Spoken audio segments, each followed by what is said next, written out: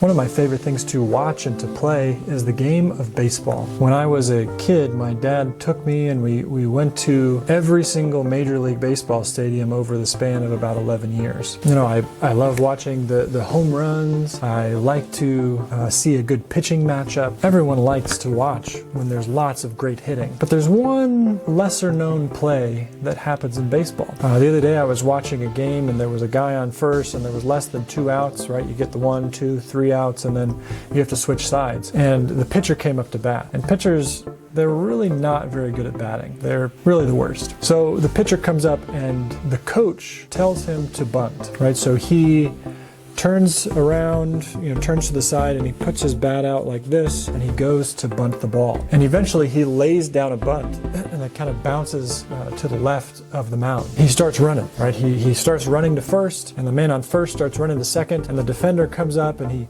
picks up the ball and he looks at second and sees that he can't get the out at second. So he throws a perfect strike over the first baseman. So the pitcher is out. So he goes back to the dugout. And as he goes in, every single one of his teammates are giving him a high five. His coaches are high-fiving him. His teammates are high-fiving him. They're pumped about what he just did. Most people may be like, hey, all he did was bunt. Like, he didn't hit a home run. He didn't get a single. He didn't even get on base. He got out. But here's the name of the play. It's called a sacrifice bunt. So he's laying down his out. He's sacrificing his at bat for the team. Because now that person who was on first is 90 feet closer from scoring when they make it back home. Right? So the pitcher lays down his out. He sacrifices his out in order to put somebody into scoring position. So here's what I'm proposing for us today. I think that Jesus laid down the world's most beautiful, most exquisite, most powerful sacrifice bunt in history. Right? So Jesus, who is God, became human. He became like you and me. Who would do that? Who does that? Who wants to become human? Jesus becomes human. He was like us in every single way. He was tempted, except that he didn't sin. So Jesus is there at home. He comes up to bat. We're standing there over at first base. He squares around and he bunts, right? Because Jesus wouldn't force us into choosing him, force us into having a relationship with him. But he is going to move us into scoring position. He gets up and he lays down the bunt and the devil's kind of running in, right? The enemy team, and he picks up the ball and he looks at second, realizes that he can't get humanity out. He looks over at first and throws a strike over to first. Jesus is out, right? He died on the cross for you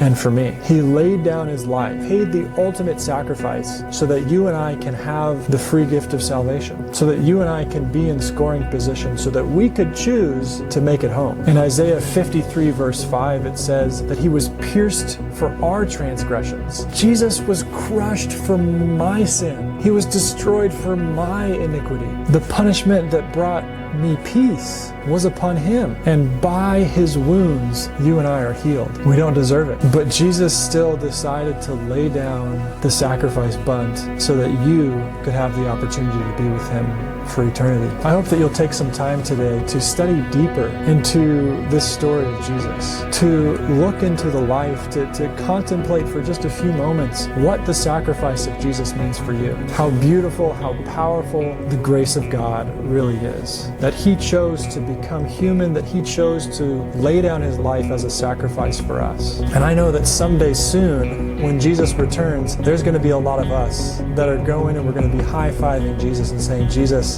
that was the most beautiful sacrifice in all of the universe. Thank you for sacrificing your life for us, Jesus.